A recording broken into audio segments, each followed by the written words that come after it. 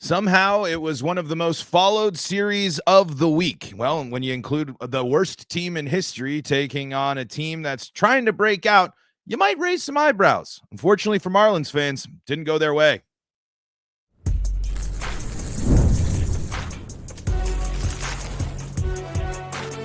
You are Locked On MLB Crossover, part of the Locked On Podcast Network.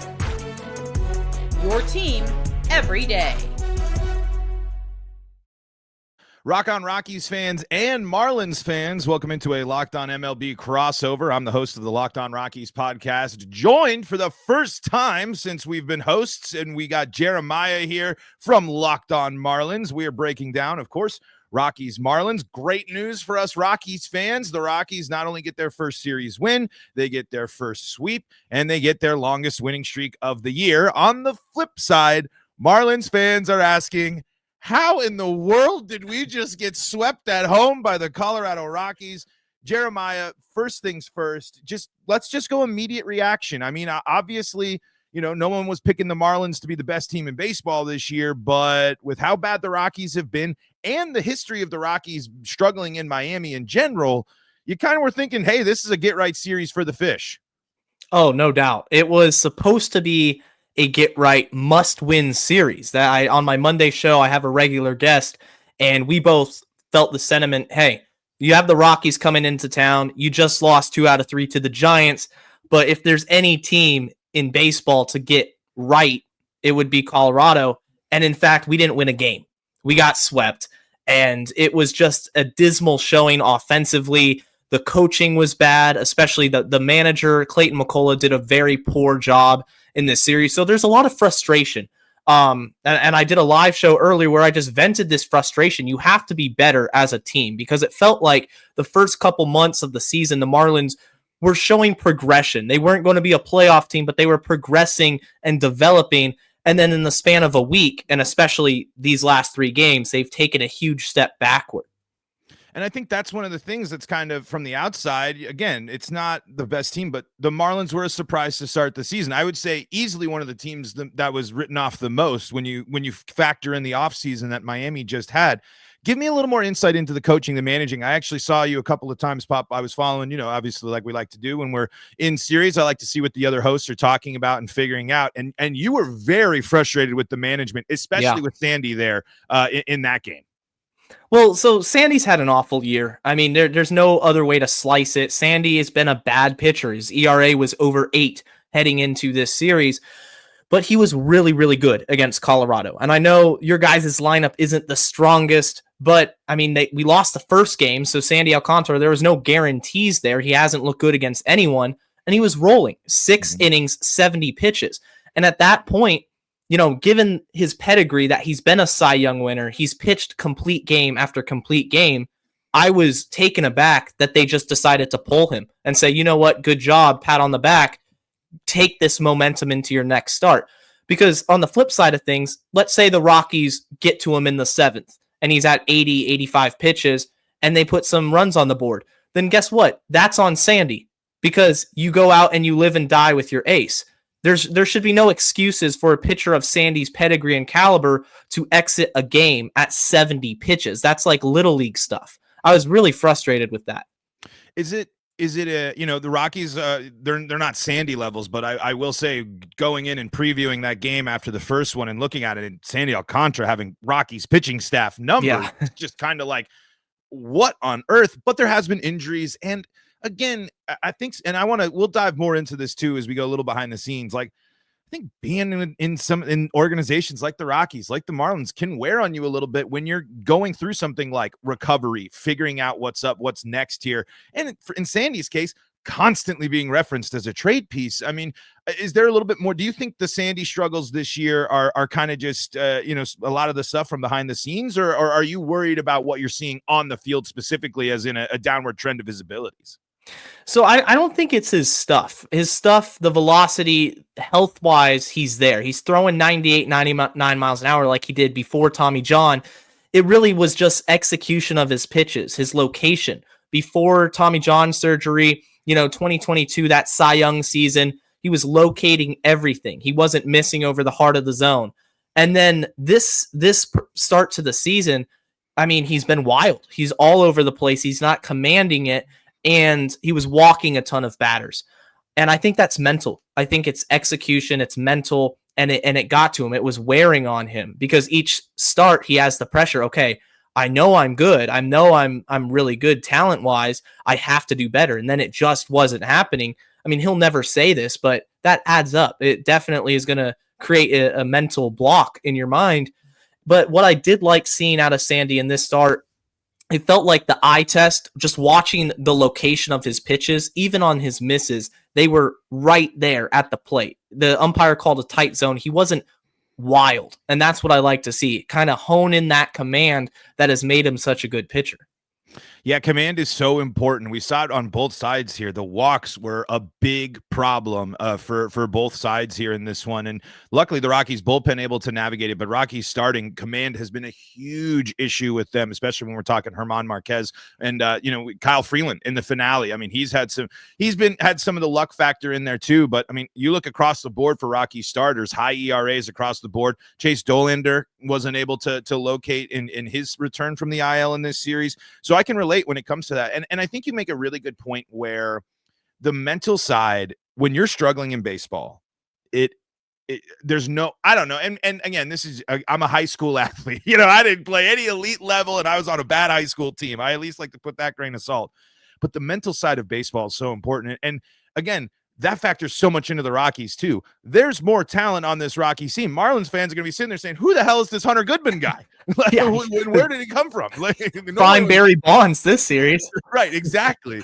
And so there's talent there. But when you are the worst, on track to be the worst team in baseball history, win-loss wise, that weighs on you. And mixed in with some of these Rockies veterans who have now gone multiple years since the playoffs, the back-to-back. Some of these guys were, youngsters in the 17 and 18 when the Rockies did make the playoffs. They've gone through this whole thing, back-to-back 100-loss seasons, now to the worst start in Major League Baseball history. That mental side is so huge, and I think you have to put the right people in place to kind of help with that. And it sounds like you're not a big fan of the moves the Marlins made in terms of manager. The Rockies, of course, moving on from Bud Black. I don't think it was going to fix their problems with where they were at there. They should have moved on from Bud Black before the season started, completely started fresh and done that. I thought that was a mistake from the beginning. Not particularly just blaming Bud Black for the roster he was given, but it was clear that he's not getting the most out of these guys. He's not inspiring the locker. And sure, he might have a good relationship and people might like him or this or that, but he's not getting the next step, the next gear out of these guys and showing us the path to the next era of Rockies baseball. So they had to make a change. I think the Marlins, they self-inflicted, with all these changes that they've done. They had the success, but then they didn't believe they could maintain it. They're always kind of wishy-washy, changing things up so rapidly. Give me some insight into that and the managerial change for Miami. Yeah, so Skip Schumacher was the previous Marlins manager. He took them to the playoffs in 2023, and I felt like we had our guy. That was the guy to build around. He established that winning culture, and then the offseason happens, and you don't re-sign Jorge Soler. You don't sign any free agents except for Tim Anderson, who fell off a cliff, and that needs to be studied, the dramatic downfall of Tim. And that was it. I mean, they started off horrible last year, and then they blew everything up. Traded Arias, traded a third of their roster at the deadline. Sandy was injured. Yuri Perez was injured. And so Skip Schumacher and the Marlins say, you know what, we're going to part ways at the end of the season. And they decide to go with Clayton McCullough, who I'm not going to necessarily say it's a horrible choice. I don't think he's a horrible manager, but there's certainly things lacking. Number one, 61 games played this season that we haven't repeated a single lineup. It's been a different lineup every single game. That's odd to me. Number two, the way they handle the bullpen. Everything is matchup based. You don't know which reliever is coming in where. It could be one guy in the 7th, the next night he's pitching in the 9th. And then the pinch hitting decisions this series, it blew my mind. I think it was that middle game of the series, Paul, in which you guys were up by a run or 2 runs. I think it was 3-2 Rockies, if I'm not mistaken. We pinch hit every single guy. Dane Myers pinch hit, and Dane Myers is hitting over 300 this season. Like, just because there's a righty on the mound, you pinch hit for him. And these pinch hit decisions, it's like they base everything off of analytics. And sometimes I feel the Marlins have to take a step back and just use the eye test when it comes to these things as well. It's a blend of both. Analytics is good, but you can't rely every single detail on it. And on the flip side, on the other side of that coin, the Rockies have been operating under the mindset of eye test, go with our gut. We know what we're doing. We trust our eyes. We trust our scouts, our plans, our philosophies, and it's led them to this. And so what I'm asking for on the other side is the blend. It again, you don't have to be the Rays, right? And in reality, you can't fully recreate what another team does. You can take elements, you can take ideas, but it's impossible.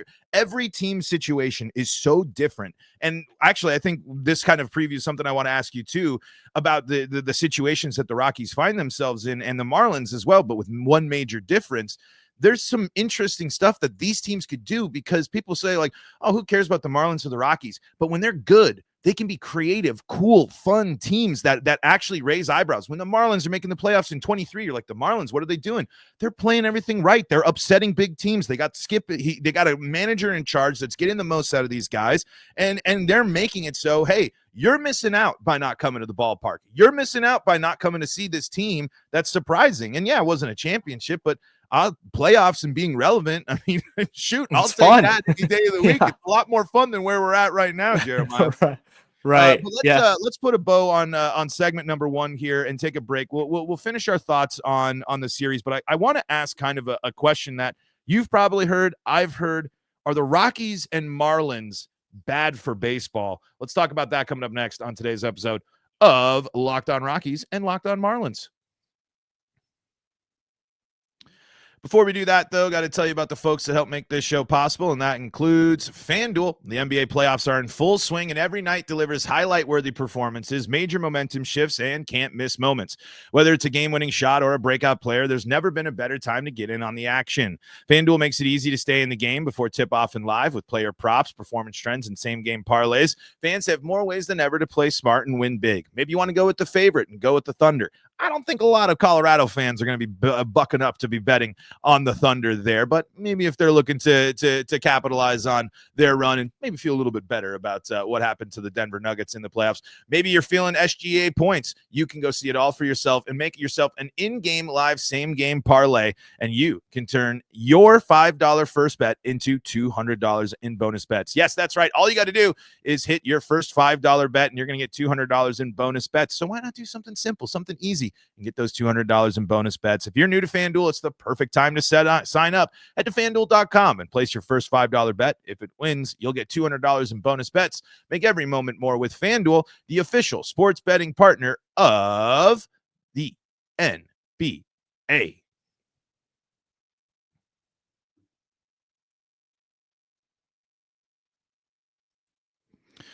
Back at it here at segment number 2 of today's episode of Locked On Rockies and Locked On Marlins, a crossover here on the Locked On MLB network. And Jeremiah, I got to tell you, I know it was a bit of a bummer, but I was shocked to see that this series was actually talked about and discussed. Obviously, the Rockies, it was their first series win, so there was that, and then the sweep.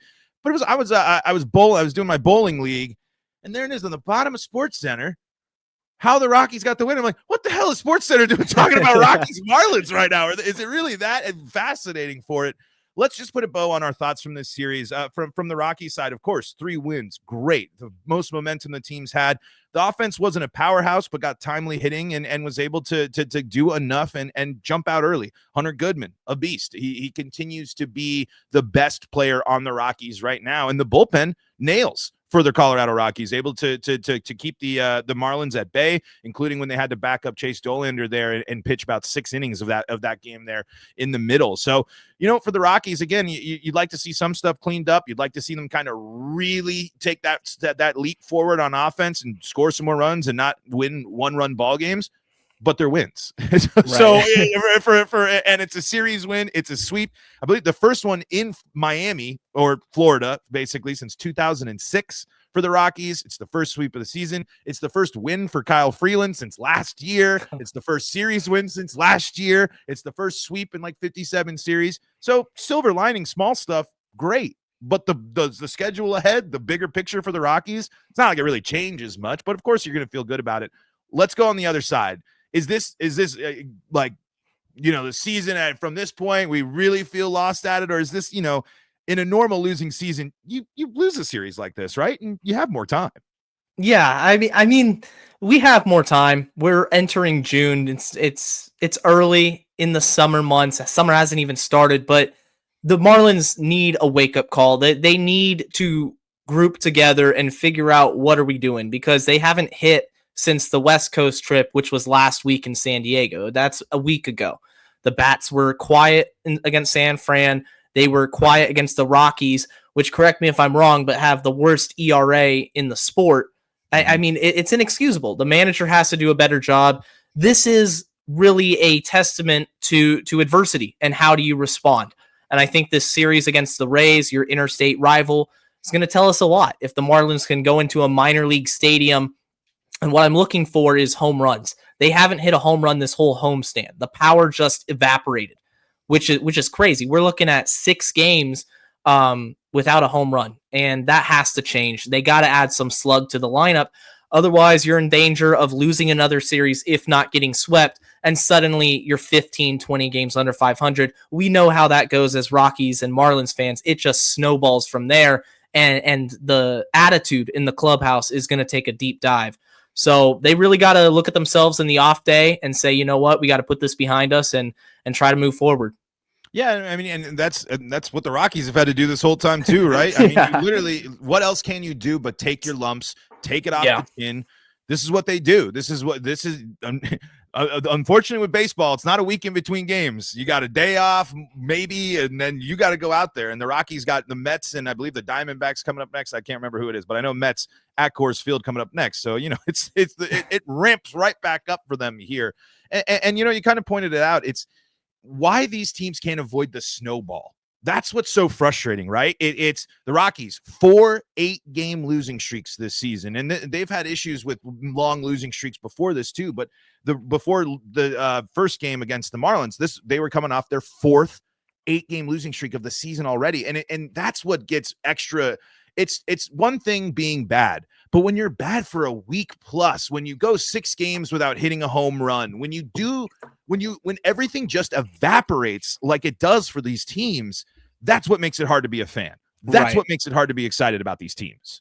Yeah, I mean, if this was like entertaining, like I know for Rockies fans, you guys loved it, and I'm happy for you guys. You guys deserve to feel like, get some wins, but when you're looking at last weekend for the Marlins, and it's boring. You won 1 game in that series. It's 1-0. Like that could have easily gone the other way. And then you get swept by Colorado. There needs to be some juice and energy in this team. I mean, looking at the stadium, it was lifeless. It was quiet. Nobody was there.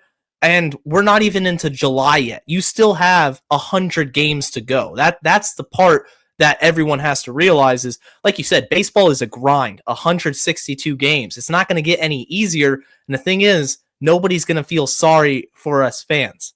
Right. No, and we'll punt the bad for baseball to segment 3 because you brought it up. I want to ask you, Jeremiah, would you, and I think this is an important question for both of these fan bases, because Rockies fans are being very vocal about selling the team, trying to tell people to not go to games, because the weird part about the Rockies is people still show up. It's a beautiful outdoor ballpark and it's affordable. There's a million reasons why people go. And a big reason of it is, though, the opposing teams. The Rockies are constantly outmatched. For when the Yankees were in town, there was easily from reporters there, they were saying there were 3 Yankees fans for every 1 Rockies fan. Wow. And that happens constantly, especially when the big markets come, and even the smaller markets too. I mean, Let's Go Tigers rang out in the ballpark for Coors Field when the Tigers were in town. So I want to ask you here, what do you think is more frustrating when you're thinking about like the front office making a move? The Marlins, where it's like, hey, we've actually gone to the playoffs. We've won a World Series. It's kind of chaos sometimes, but when it works, it works. And they've been more consistent at winning than the Rockies have, with both of these teams coming into the league at the same time in the expansion times. So, or the Rockies thing, where it's, you're looking at Coors Field and there's 38,000 people watching the Rockies lose to the Yankees and stuff like that. What would you rather have? What do you kind of think about that? I guess I don't know how exactly to word the question, but just thoughts on that. So It's funny because the Rockies have such a beautiful stadium. I've never been there myself. I want to. It's on a bucket list of mine. And it's funny. It's just a random NL West team, but the environment looks so cool. It's always packed. They deserve to have a winning team. It's a shame that an environment isn't hosting playoff games or NLCS games. And then on the flip side of things with the Marlins, it starts and ends with ownership. If the owner ever wants to commit to spending money, they've signed 2 free agents, Paul, the last 2 years combined. Yep. That's inexcusable. You can't have that. A $5 million deal and then a $3.5 million deal to Cal Quantrill, who you guys know very well. That's terrible. Yeah. I mean, the Marlins it goes back to Jeffrey Loria. It goes back before him. They can't find an owner who's willing to say, you know what? Let's spend the money required to field a competitive baseball team with stars. Because when they do have stars, and the Marlins have had great stars over the years, Giancarlo Stanton, Christian Yelich, Marcell Ozuna, all those guys go on to make their name known for other teams. They're going to wear ball caps of the Yankees. If Stanton one day makes the Hall, it's not going to be in a Marlins hat. And this happens every single few years, it feels like. Rebuild after rebuild. Fans are fed up with the lack of continuity. They don't want to go to the ballpark and watch a team who they know are going to trade away the fan favorites in 6 months. And they stay away. When the Marlins decide that they're going to be serious and spend money and win, then they'll go. And that place will be packed. Because you look at the World Baseball Classic, which is in Miami, everyone's there. They love baseball, but they don't love losing. That's the problem. And a little bit on the Rockies side too, they overcommit. I think the big problem, what I just had a guest on this week who is kind of highlighting, hey, you need to move on from this old guard of Rockies. You need to move on from Ryan McMahon, Kyle Freeland, basically everybody that was in the past thing, just because they don't fit the mold anymore and they're not being as successful as you need. The Rockies have an over loyalty problem, but also you nail it. Sign exciting names. And the Rockies, of course, burned by the Chris Bryant contract, but have been slashing payroll. And this year have been pumping up Thairo Estrada as their big signing. And while Estrada's made an impact in this series in particular, has been injured most of it, and he's not a needle mover. Those people fill Coors Field because Ohtani comes in and plays a lot, because the Padres come in and play a lot, because the Diamondbacks, that's just your division. And then you get the added benefit of Cubs, Yankees, all these other teams. And it's like, hey, who doesn't want to go to Colorado for a trip in the summer to go watch your team play for an affordable? Boom, right there. It on a business side, the Rockies, have that advantage. But both of them. I would say 2 fan bases that are probably the most frustrated with their ownership. I'd have a very hard time finding other baseball teams as frustrated with ownership as Rockies and Marlins fans. Let's end this, unfortunately, on a bummer question, but one that I think we can push back on a little bit here. Are these teams bad for baseball? We'll talk about that coming up next.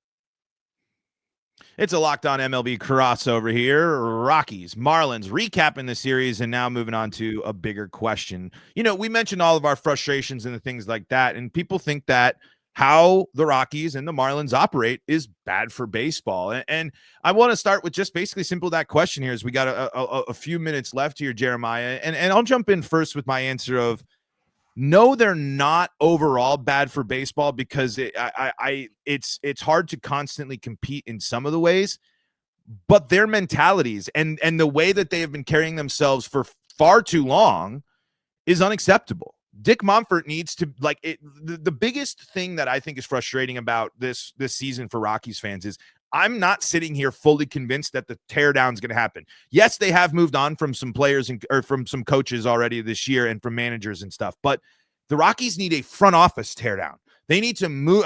They need to have a trade deadline where they move on from a lot of things. They need to actually fully rebuild. This was a team that didn't even say the word rebuild. They avoided even using that word, yet we've been in constant ones of those, or just kind of weird, nebulous bottom of the NL West and good enough to not be historically embarrassing. But Dick Monfort has no excuse at the end of this season, or really even every day he wakes up and this stretch continues for the Rockies, but to look in the mirror and say, I have to make changes. And unfortunately, I can't sit here and say the Rockies fans are going to see a huge overhaul of changes, because most people will just be promoted from within. His son will keep getting promoted. I mean, I just don't think that this will be the reckoning the Rockies should face. Because why would this be any different than the years and years of being a problem or running it this way or believing that you're going to be successful? I really don't. I think that they'll look at this and say, fluke, historical fluke. And so I guess that's my thing. I don't think the Rockies and baseball in Colorado and trying to operate in that, not being a Dodgers and trying and the Rockies have a tough thing too, of competing in the NL West. They're in the hardest division in baseball. But when it's clear how the other teams like the Diamondbacks, who lost 100 games not too long ago, were able to not only bounce back, but bounce back all the way to the World Series, it shows that there is a problem with what you're doing. And I just not sure if the Rockies are going to be able to. I just don't have the confidence that the Rockies are going to change that much. Yeah, for the Marlins perspective, you mentioned something earlier that I felt was really well said. You can't emulate a team to the T. I've said this before on my podcast. What the Marlins are trying to do, they're trying to be the Tampa Bay Rays.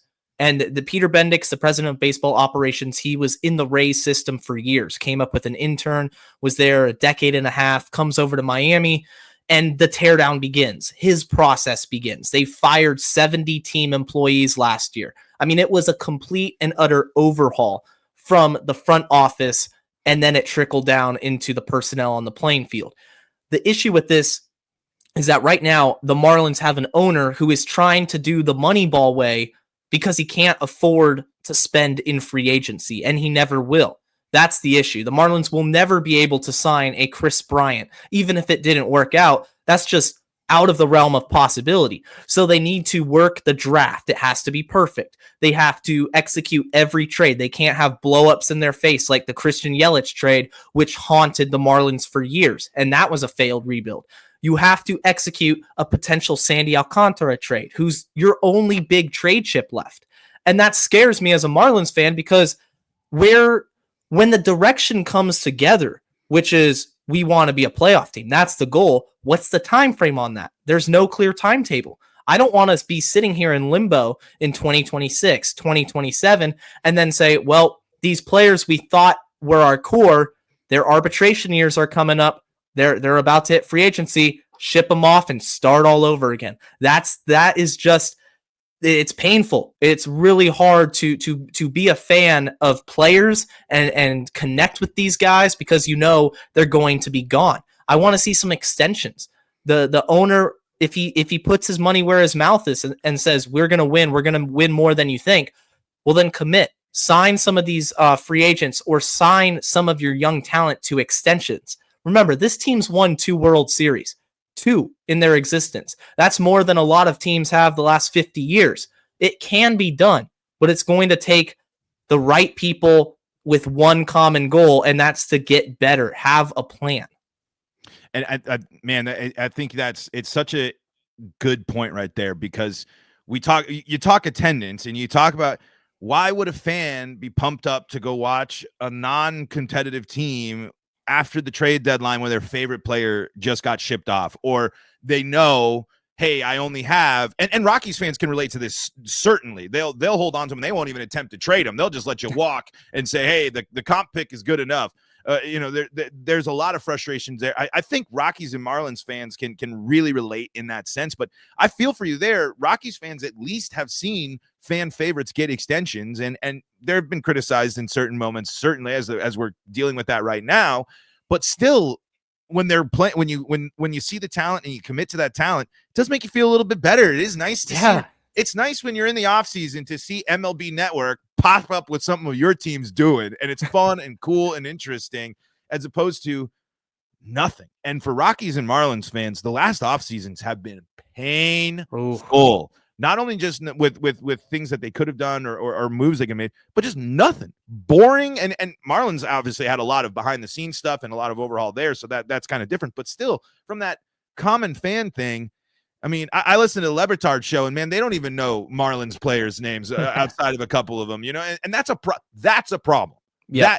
And I think the Rockies have the same thing where the coverage, the Rockies haven't been relevant enough to make it so people should pay attention. Like, people ask me, like, how do I do this job? How do I do it? And my first answer is, well, first off, I'm paid. Like, I'm not going to lie to you and be like, hey, but on the flip side, I am a diehard Rockies fan. I watched 100 plus I watched 120 plus Rockies games before I did this job.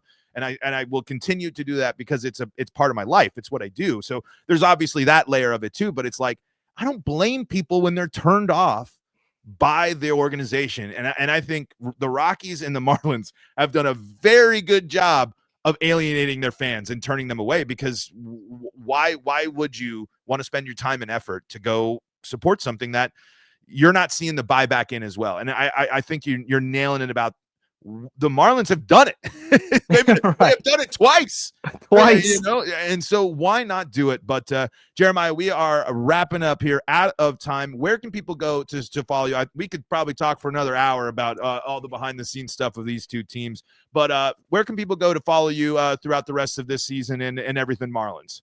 Yeah, so I got an X account at Jeremiah Geiger 2. You see my name on the screen there. And then Locked On Marlins on the YouTube channel, Apple, Spotify, all the major podcast platforms, Monday through Friday.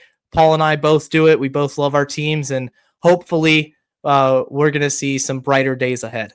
Hopefully, I agree. Now that the series is over, I'm rooting for your Marlins, and same here. Good thing. On the flip side, you can find me, Paul Holden, Locked On Rockies. Go to the YouTube channel, best place to fire off your Rockies hot takes. But that is going to do it for this crossover episode. Find us on those streaming services and on YouTube. The best way to help our shows grow is by checking out the Locked On channels on YouTube, liking those videos, subscribing, doing all that good stuff. For your second listen today, check out Locked On MLB and Locked On MLB Game Night, where they're recapping every game every night. Folks, until next time, this is Paul Holden saying so long from the Locked On MLB Network.